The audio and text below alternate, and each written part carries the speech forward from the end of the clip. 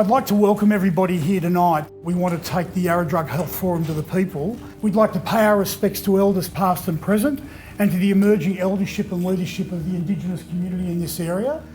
And the NJC, the Neighbourhood Justice Centre, kindly allowed us to use their foyer. I guess a core principle for us is that the notion of therapeutic justice, and there are many elements to that, but one important element is that we work to address the cause of offending. Because we know that in order to reduce reoffending, in order to counter crime rates, we have to address the reasons that people are offending.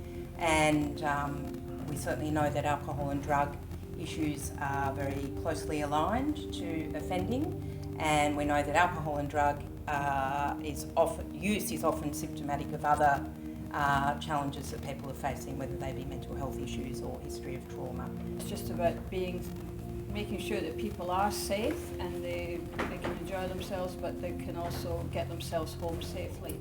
We give out water, we give out thongs for the sore feet, lollipops, hair ties for the long hair, get it out of their faces if they're sick, what have you, and just general reassurance. Sometimes they'll sort of chat to us about what's troubling them, and we chat to the homeless people as well, and just inquire as to how, if they're feeling safe and if they've got a safe place to stay for the night, things like that. And just be pretty much a friend and aid to those out there, and just making sure they're getting home safely. So very much just caring for those on the street. When it comes to alcohol-related harm, our first priority is to develop partnerships, and that's that strong collaborative relationships that we have within that community. So we do that in a number of ways on a day-to-day basis and at a strategic level. So a number of the forums that we have, I think, is a very important forum, which is why we've been keen to meet with Peter and to be reinvigorating this particular forum. We also have the Yarra Local Safety Reference Group, so through that reference group we have very strong relationships with Council, with Fitzroy Legal, with YDHF, with Launch Housing, with Co-Health, Salvation Army, among others. So. A key alcohol-related issue that we see is the issue of public drunkenness and how that is kind of dealt with. And Vels has been a really strong advocate for the decriminalisation of public drunkenness. And we recently welcomed the announcement of the Attorney General that the government is committed to decriminalising this and replacing it with a health-based response.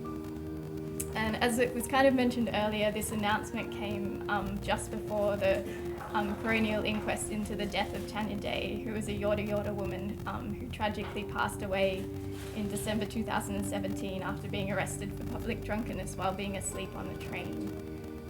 She sustained a fatal head injury whilst in a police cell and passed away several weeks afterwards. And Tanya Day's family have been really strong advocates for this reform. The decriminalisation of public drunkenness has been recommended for over 30 years, including by the Royal Commission into Aboriginal Deaths in Custody in 1991. And Vels is really proud and excited to be working with the Victorian Government as part of the expert reference group to ensure that this offence gets decriminalised as quickly as possible and replaced by a more effective and culturally safe health-based response. The glaringly obvious issue that's currently occurring with our cohort is in relation to the changes in the bail laws. So, as everyone would be aware, a couple of years ago a horrible tragedy occurred on Burke Street, so then there was a whole review of the bail laws, and arguably it's affected the people that they didn't want to have affected by it. It's meant that there's been an expansion of a number of offences for which there is a presumption against granting bail, and that's resulted in a great deal of our clients from legal aid as well, that we deal with that are on remand for minor breaches of their bail conditions. Potentially they've missed court. People are actually ending up in these situations where they're being forced to use a drug that they really don't want, but it gets at least as close as they can to that desired effect. I knew nothing about the court system. I knew nothing really about anything to do with, I didn't even know what heroin really was. So I had to go through this huge learning curve. And then what I came to realise was that his self-esteem was in the gutter. His shame was absolutely horrific. He lost his job. He was ended up in custody different times, and people would go, "Oh, he'll learn soon." And I was thinking, he's actually not learning. What he's actually doing is everything's just getting worse for him. So what I thought was, it's the most important thing for me is to stay as connected and as close to him as possible.